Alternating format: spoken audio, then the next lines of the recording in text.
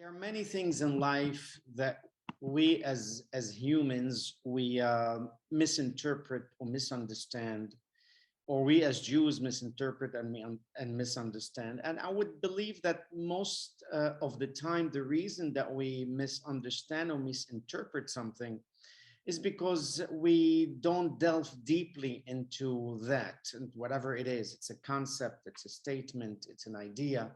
We don't delve deeply, and we come either with preconceived notions or with whatever we misunderstood, and that becomes what we think about whatever issue it is.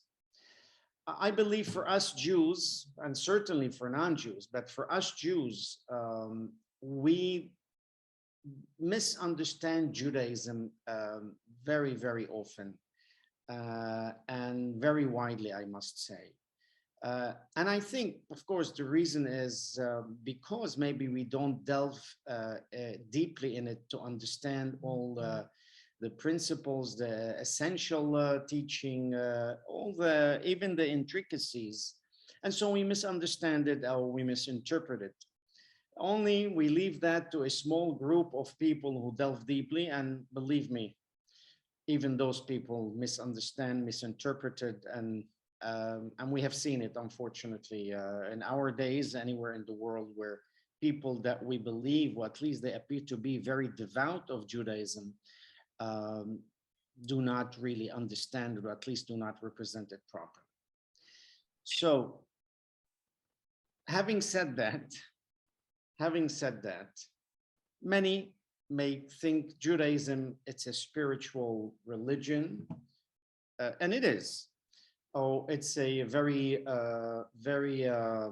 detail-oriented religious precept, and it is. Or we believe that Judaism is just plain ritual, and it also is.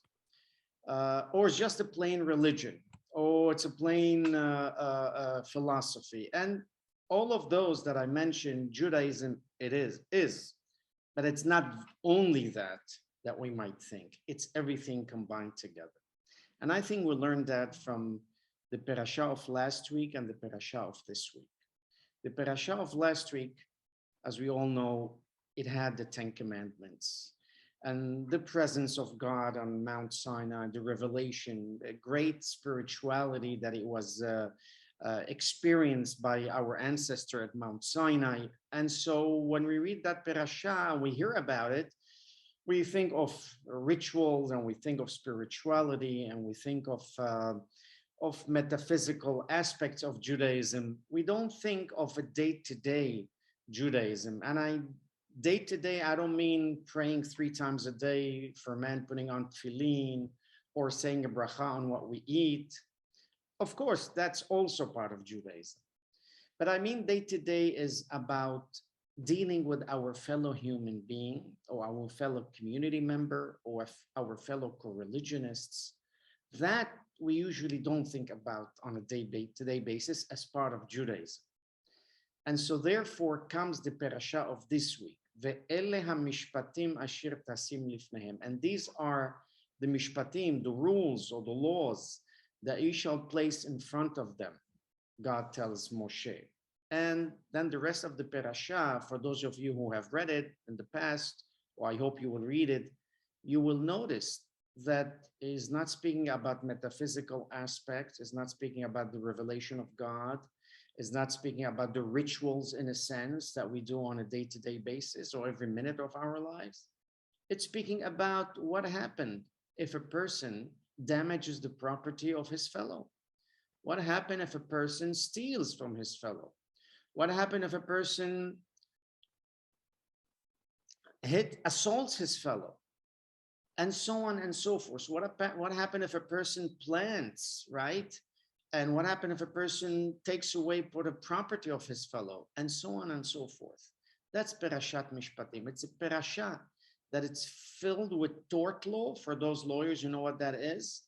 It's filled with laws of damages, laws of mutual relationship between neighbors, between business partners, even between adversaries or between competitors in their business.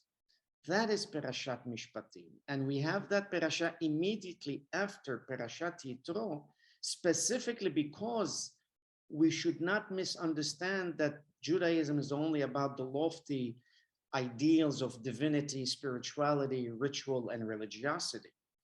It is there so we know that immediately after that parasha, we have to deal with our day-to-day lives, how we deal with our fellow human being, how we deal with our neighbor, how we deal with our own spouse, our children, our property, so on and so forth. And that's exactly what Judaism is all about.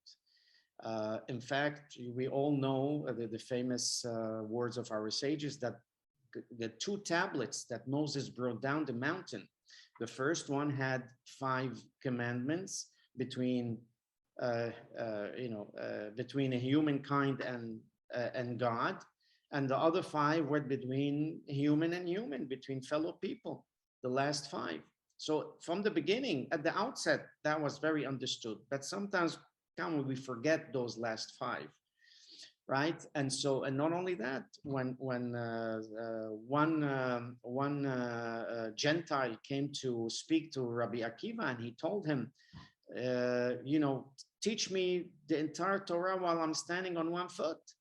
And Rabbi Akiva said, "Ve'ahavta l'ra'acha kamocha," which is found on the parasha of Mishpatim. Thou shalt love your fellow as yourself. That's in the parasha of this week. And he told me, and the rest is all interpretation and explanation. And so, as I said, many a times, mostly us Jews misunderstand and misinterpret Judaism because we have not delved deeply into it and we have not paid attention to it.